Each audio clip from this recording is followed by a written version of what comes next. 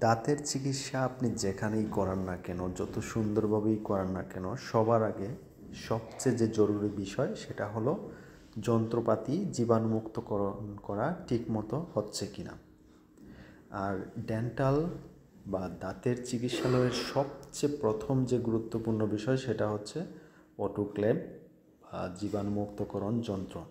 অটোক্লেভের মাধ্যমে খুব সুন্দরভাবে জীবাণুমুক্তকরণ করা যায়, যেটা সবার আগে খুব জরুরি।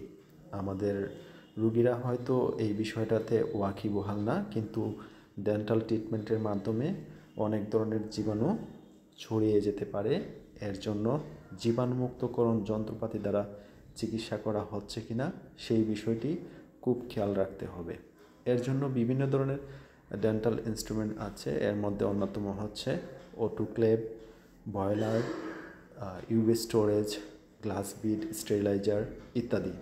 আর এই যন্ত্রপাতিগুলো ডেন্টালের বিভিন্ন যন্ত্রপাতি স্টেরিলাইজেশনের কাজে ব্যবহৃত হয়।